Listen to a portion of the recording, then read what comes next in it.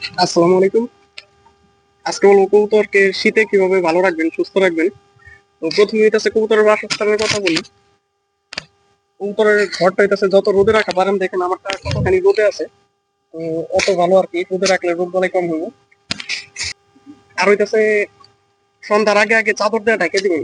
খুব আমার চাদর আছে, ওইটা দেখছেন যে ঢাকা আর কি খুললাম, মানে সারা রাত ঢাকা থাকে।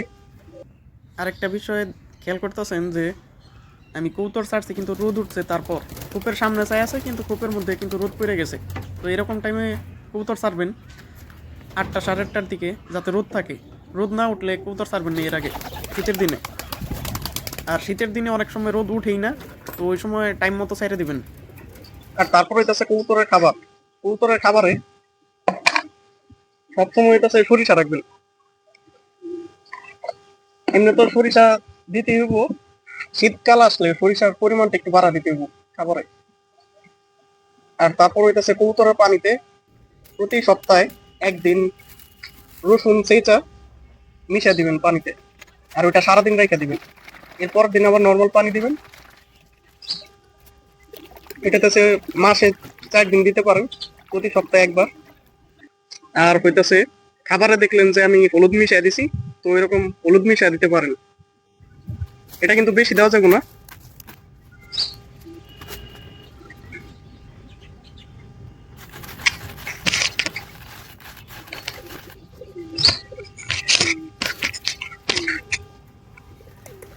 একদম 1 চিমটি হলুদ দিবেন।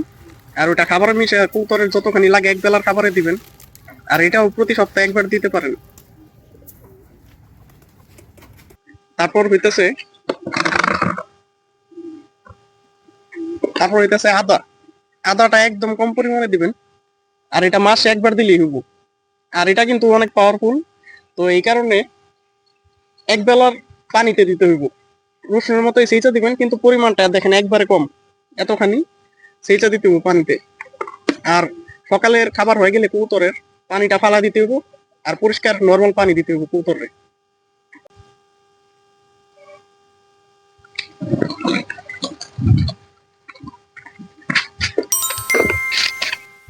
আর আরেকটা গুরুত্বপূর্ণ বিষয় এটা আছে, শীতের দিন হোক আর গরমের দিন কবুতরের কূপটা সব পরিষ্কার রাখার চেষ্টা করবেন। আর পরিষ্কার কখন করবেন? কবুতরের যে সময় বাচ্চার 10 দিন বয়স হয়ে যাবে ওই সময় একবার পরিষ্কার করে দিবেন। এর মাঝখানে আর পরিষ্কার করা লাগবে না।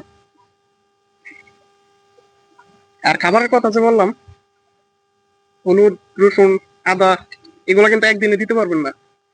ধরেন শুক্রবারে রসুন দিলেন প্রত্যেক শুক্রবারে। আর আর রবিবারে হলুদ মিশ্রিত খাবারটা দিলেন। আর মাঝখানে মাসের যে কোনো একদিন আর কি আদার পানিটা দিবেন। কিন্তু খেয়াল রাখবেন যাতে একই দিনে সবগুলো না দেন। একই দিলে দিলে দিলে সমস্যা আছে। আর কোনোটাই বেশি দিবেন না। বেশি দিলে হিতে বিপরীত হইব, কবুতরের ক্ষতি হইব। আর একটা গুরুত্বপূর্ণ কথা হইতাছে, আপনারা আবার মনে করুন না যে শীতের দিন দেখে কবুতরের গোসলের পানি দিতে হবো না। আমি কিন্তু সবসময় খাওয়ার পানি আর গোসলের পানি একটাই। তো এটাই বেশি করে পানি দেওয়া। যদি কবুতর প্রয়োজন হয় তাহলে গোসল করে নিব। কবুতর কিন্তু শীতের দিনেও গোসল করে। রোদ উঠলে কবুতরের আর কি যে সময় দরকার ওই সময় গোসল করে নেয়।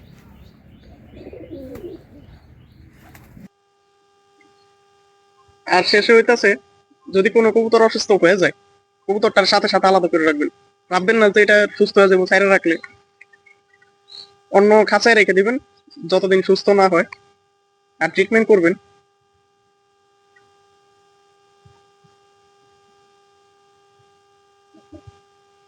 আর কবুতরের খোপে যাতে রোদ থাকে, মানে ডাইরেক্ট রোদ না থাকলেও কিছুটা রোদ দরকার।